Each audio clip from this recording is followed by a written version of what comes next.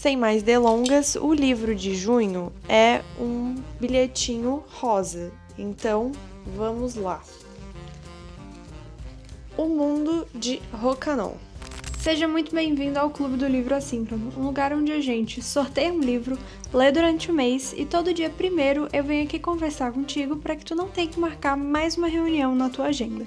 O livro que a gente leu em junho foi O Mundo de Rocanon, da Ursula K. Le Guin. Esse livro foi publicado em 1966 e ele é o romance de estreia da Ursula. Foi o primeiro livro que ela publicou.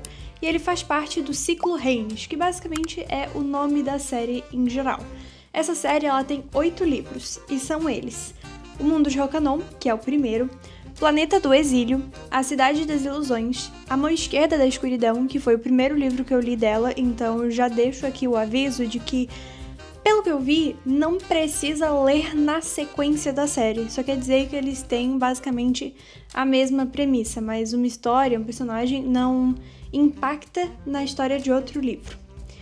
Quinto, A Floresta é o Nome do Mundo, Os Despossuídos, 5 Formas de Perdão e A Narrativa. A Ursula é considerada uma das melhores autoras de ficção científica, da história, porque ela usa esse gênero literário não só para falar de tecnologia, mas ela traz para esse estilo literário dela algumas reflexões sobre a natureza humana, cultura, política, antropologia e por aí vai. De acordo com a Amazon, o livro físico tem 192 páginas. Eu li no Kindle, porque pra mim é, supremacia do Kindle, eu só gosto de ter o livro físico pra colecionar na minha estante mesmo. E eu achei uma leitura bem leve e até uma história meio etérea, eu senti uma vibe meio fadas, feéricos, todos praticamente não pisamos no chão, a gente dá uma levitada, então eu gosto quando a história é assim, porque ela simplesmente vai, eu sinto ela muito suave, entende? E uma característica da escrita da Ursula que eu gosto muito é que, apesar dela não explicar ciência, ela não falar abertamente esse conceito aconteceu, porque é isso, não como um dicionário também, mas aconteceu XYZ. Aí vem um personagem e fala, foi por causa de ABC. Não tem isso nos livros da Ursula. Ou tu pega, ou tu acredita que é basicamente mágica. Por exemplo, na primeira história do livro, na primeira parte, digamos assim, ele fala sobre recuperar uma herança de família, que é um colar de ouro com uma pedra azul grandona e tudo mais. E ela fala assim, poxa, a minha personagem ficou só uma noite, mas quando ela voltou, ela percebeu que tinha se passado 16 anos. E aí tu vai lendo o livro e tu vai entendendo que, na verdade, não foi uma noite só que ela ficou fora. Ela foi basicamente para outro planeta para conseguir pegar essa herança que estava como se fosse num museu e ficou mais um tempo para voltar pro planeta dela. E por conta da gravidade, é aquela questão de, cara, tem a percepção de tempo alterada. Então essa é a parte de física que eu acho muito legal que ela coloca. Tudo tem um embasamento teórico muito legal, mas não pesa a história. É tipo, se tu sabe, ok, se tu não sabe, ela também não vai botar termo difícil. Um livro que eu tive muita dificuldade nessa questão foi Neuromancer. Eu li, acho que 100 páginas e eu simplesmente não suportei o livro, porque metade dos termos eu tinha que ficar procurando no Google. E se eu entro no telefone pra procurar alguma coisa, esquece. Alguém me mandou um Reels, eu já tô lá rolando o feed. Eu achei um ótimo livro de início para quem quer entrar nessa viagem da Úrsula. A história ela acompanha o Rocanon, que é um etnólogo que foi enviado para esse planeta para estudar as espécies inteligentes que tem vivendo lá nele. A nave dele é destruída e os amigos dele, que estavam em diferentes locais desse planeta, também foram mortos. Só que daí ele descobre que esse inimigo comum tá do outro lado do planeta, onde basicamente ninguém vai, e ele diz, eu tenho que ir pra lá pra evitar que algo pior, no caso seria a tomada do planeta, né, por esses inimigos, algo assim aconteça. O foco da história acaba sendo a diferença cultural dessas espécies, o que cada uma acredita, o que uma vê como predadora, o que uma vê como ruim, o que uma vê como bom. Então, é muito diferente como pessoas, vamos chamar assim, do mesmo planeta, apesar de que diferentes, têm crenças completamente diferentes, sabe? Vivendo a mesma realidade, mas completamente diferentes ainda assim. Eu acho isso muito legal.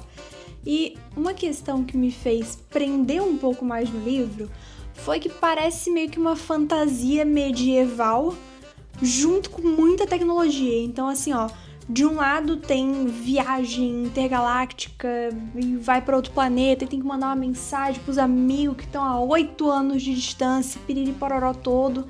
E aí a gente tem uma galera que é tipo assim, rei, rainha, tem os servos, os soldados, tem uma criatura que é como se fosse um cavalo alado, no caso meio que uma ideia de Pegasus, mas não é bem um Pegasus. Enfim, eu achei isso muito gostosinho, acho que tá muito próximo do que eu normalmente leio. Assim, não é um costume meu marcar citações de livro, normalmente, mas aqui pro clube eu tenho tentado trazer algo um pouco mais nesse sentido, frases que eu mais gostei e tudo mais, então tô achando uma experiência interessante. Talvez eu comece a marcar mais os meus livros em questão de história, porque hoje eu marco mais os técnicos de desenvolvimento pessoal, enfim, mas no Kindle eu tenho marcado mais. E pro mundo de Rokanon, eu trouxe 2 citações que eu vou ler aqui pra vocês. A primeira é: que seu inimigo morra sem filhos. Essa daqui eu achei genial, porque eu acho que todas essas questões, quando a gente fala de juramento, quando eles vão trazer algo um pouco mais profundo, algo que se torna também um ritual dentro daquela história, daquela espécie, acho que principalmente quando a gente faz um juramento, que esse aqui é o caso de um ritual, né? Ele tem raízes bem profundas. Então, que seu inimigo morra sem filhos.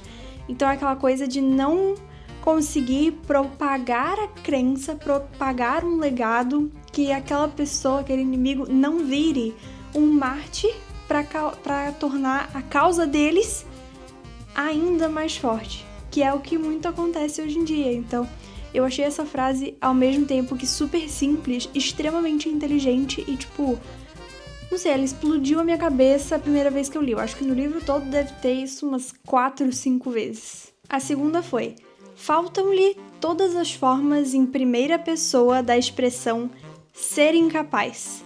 Não havia deuses em suas lendas, apenas heróis. Então, eu fiz até uma anotação aqui que, pra mim, o significado disso é que uma promessa de poder, uma promessa de fazer algo, as palavras bonitas não adiantam de nada. Para eles, o que realmente vale é quem vai lá e toma uma ação que gera uma reação, seja boa ou ruim. Então, o caso de não existem deuses, que seriam meio que uma coisa mitológica, ninguém vê, mas ao mesmo tempo é onipresente e vai te castigar quando tu chegar lá no céu. Não tô dizendo que eu acredito, mas tô dando um exemplo. Mas eles têm heróis, então eles têm pessoas, coisas, histórias que realmente aconteceram. E isso se torna um emblema da cultura. Então, me marcou muito essa passagem por conta disso. Eu dei 3 estrelas para esse livro, porque apesar de eu adorar A Viagem da Úrsula, não é um livro que eu costumo acabar eles e pensar, nossa, quero muito ler o próximo. São histórias que eu costumo ler super espaçadas, assim como José Saramago, um pouco mais também de ficção científica em si. É muito difícil uma que me prende de fato, apesar de eu já ter lido várias. E vamos abrir uma pequena exceção aqui para John Scalzi, que eu acho ele simplesmente maravilhoso. Eu termino o livro dele querendo mais outro. Mas aí também é o estilo de escrita dele, que ele é praticamente cômico, sarcástico, então é muito estilo de leitura que eu gosto. Mas os da Úrsula, eles são realmente um pouco mais travados, até por ser uma linguagem um pouco mais antiga, ali dos anos 60, 70. Mas eu quero saber de quem leu, se quando tu finalizou esse livro, deu vontade de ler mais da Úrsula. Assim, considerando que eu já li 2, eu recomendo muito que a tua leitura continue, porque a minha vai continuar e eu quero muito trazer mais aqui do que eu acho. Mas realmente, como eu disse, é uma coisa que vai demorar. E outra coisa, vocês acham que um clássico, para ele ser realmente considerado um clássico, ele precisa ser, tipo, chato? Não, deixa eu tentar melhorar a minha pergunta. Vocês acham que um clássico, ele não pode ser uma história divertida? Não quero dizer também no sentido de comédia, Mas, por exemplo, esse livro, ele é um clássico da ficção científica. Mas eu li Noites Brancas e eu achei simplesmente um saco. Todo mundo diz, nossa, maravilhoso, mudou minha vida. Assim, realmente, foram as 2 noites mais infernais da minha vida, porque eu não suportava o personagem principal, eu achava ele insuportável, pra eu não falar mais coisas aqui. Assim, não é um livro ruim, ele traz uns pensamentos, mas eu acho que o que ele é, pro que ele traz, sabe? Não gostei, achei muito truncado e etc. Mas eu sinto falta daquela coisa que muita gente fala de que, nossa, clássicos são arrebatadores, que isso e aquilo, são incríveis, dependente da linguagem difícil. Gente, já tô acostumada com linguagem difícil. Só que tem que ser no mínimo interessante. E é difícil achar uma coisa interessante nos clássicos hoje em dia, pelo menos, na minha opinião, nos clássicos que eu já li. Mas eu quero saber a opinião de vocês, então deixem aqui nos comentários e vamos ao sorteio do livro de julho. Como a gente leu um rosa, eu vou jogar tudo na mesa e vou pegar um azul. A gente vai ler em julho O Efeito Microestresse. Eu vou ler a sinopse pra vocês, mas ele é um pouco mais, assim, num papo de desenvolvimento pessoal. Realmente, esse clube do livro aqui tá me ajudando a desencalhar minha lista de desenvolvimento pessoal de uma maneira que eu nunca vi. Eu tô deixando a capa aqui pra vocês e vou ler a sinopse. Um valioso antídoto para lidar com os pequenos estresses diários que tiram nossa energia e foco e atrapalham até os profissionais mais bem-sucedidos. Vivemos em uma epidemia de pequenos momentos de estresse que se infiltram em nossas casas, carreiras e rotinas. São cumulativos e nos damos conta deles tarde demais. Vivemos diariamente sob o efeito do microestresse. Pequenas demandas, acontecimentos e situações que nos esgotam emocionalmente ao longo do dia e que geralmente surgem de pessoas próximas. Um efeito sutil, que nós não percebemos, vai se acumulando e impactando no nosso bem-estar e saúde. Enquanto um chefe grosseiro ou cliente extremamente exigente é uma fonte clara de estresse que desencadeia em nossos cérebros reações do tipo luta ou fuga, os microestresses surgem de onde menos esperamos e drenam nossa capacidade aos poucos. Quando nos atingem, nós não paramos por tempo suficiente para perceber o efeito deles sobre nós. Seguimos em frente e pronto. Mas isso não significa que eles não tenham um custo. Nesse livro, os autores definem o que é microestresse, mostram como identificar as maneiras invisíveis pelas quais ele está invadindo nossa vida e propõem uma série de exercícios para lidar com eles. Com linguagem prática e objetiva, apresentam dicas de profissionais de alto desempenho que conseguiram gerenciar seus microestresses e levar vidas mais plenas, felizes e recompensadoras. Interessante. Um tanto quanto generalista, um tanto quanto psicólogo, mas parece ser bom. E também um livro relativamente curto, ele tem 244 páginas pelo que eu vi ali na descrição. Não vou dizer que estou extremamente animada para começar, mas é um livro que parece sim ser bem interessante. Espero vocês no dia 1º do mês que vem. E é isso, um beijo, até o próximo vídeo.